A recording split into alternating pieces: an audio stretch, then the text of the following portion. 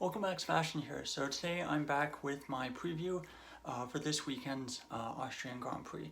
So to start, let's take a look at what happened last year. So last year Leclerc won from Verstappen with Hamilton rounding out the podium in third.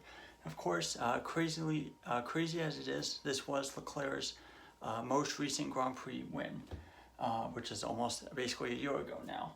Some other notable moments from that race was Sainz's car basically catching fire towards the end of the race, Perez making contact with Russell on the opening lap and retiring very early in the lap, as well as Alonso DNSing, did not start the sprint with an electrical problem after starting very well, or qualifying very well. So let's see. For this weekend's race, we have the C3 hards, the medium C4, and the soft C5. So the softest three tires in Pirelli's range, the same three tires that we saw in Canada. And of course, Ferrari did look very good last weekend in last race out in Canada. So they do look have the potential to be pretty strong again this weekend. Of course, just like last year, this year's race is a sprint weekend. So we have only one practice session starting at 1:30 p.m. local time.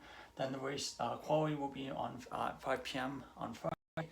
Saturday we'll have both the sprint quali and the sprint starting at 12 and 4:30 p.m. locally, local time. And then Sunday, of course, we have the main Grand Prix, which is will kick off at 3 p.m. local time.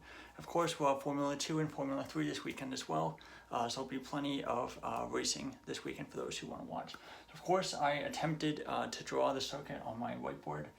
It's not very good, but I thought I would just do it for fun.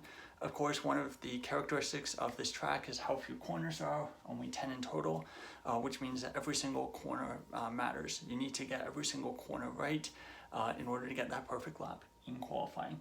And because there are quite a few long straights, straight line speed is quite important here, with not that many high-speed corners. I guess you can say turns 7, 8, 9, and 10 are all highish speed corners. That being said, the most important ones are probably going to be turn 1, getting the exit of turn 1 up to turn 3, and going from turn 3 down to turn 4, so that because turn 3 is the main overtaking zone, it's the easiest one to do, as there is DRS on the straight here. And if you're feeling really ambitious, you can tend to move down the inside of turn 4. But that being said, the outside of turn 4, basically turn 5, is a very risky move, and we have seen it done. But if you get it wrong, you can very easily end up in the gravel. Another thing to note for this track is that the curbs, basically I don't know how to describe them. They're not sausage curbs, but they're these serrated curbs that can be very, very aggressive on the tires and on the car. And basically, if you have a car that is able to ride those curbs and able to get on those curbs, you can get a lot of lap time as well. So let's see. Oh yeah, another thing to note, for this weekend there is supposed to be rain. It seems like there's a decent chance of rain all 3 days. So hopefully not too much rain. We don't want Imola to happen again. But it would be interesting to have like rain for example, dry quali and then wet sprint and sprint quali, because then you could have basically two separate qualifying orders, one wet and one not wet. I think that would really make it interesting, because I think something that the sprint in Azerbaijan really suffered from is that basically the results from quali and sprint quali were very similar, and then the sprint basically told us a lot about how the race was going to go. You know, Leclerc started on pole in both, and he was caught and overtaken extremely quickly in both.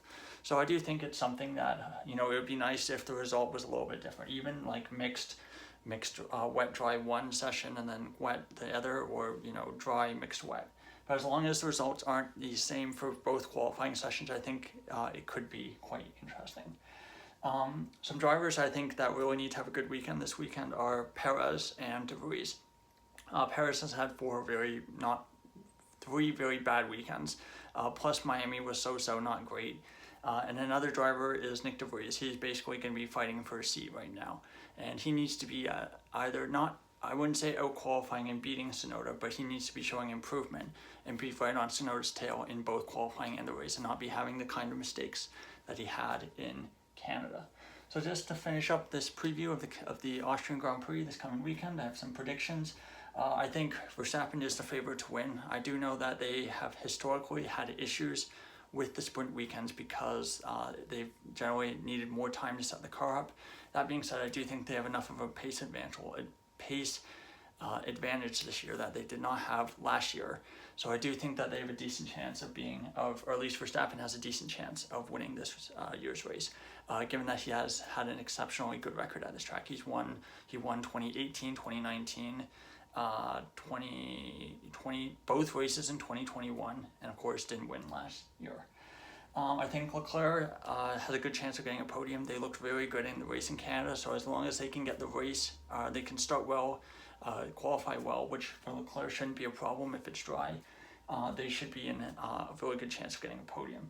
And I put Alonso as well because he's generally looked very fast, very consistent almost every single weekend that he hasn't had issues. So I do think that he has a good shot of getting the podium as well. And this is the first weekend that I haven't put Perez in my predictions for the podium, so maybe this time he'll get a Grand Slam this weekend instead. So that's all for the Austrian Grand Prix. Of course, I'll be covering all the action, so if you want to catch that, please subscribe and you'll be able to get notifications for that as well. And please like the video as well, as it really helps out. So thank you so much for watching, and goodbye.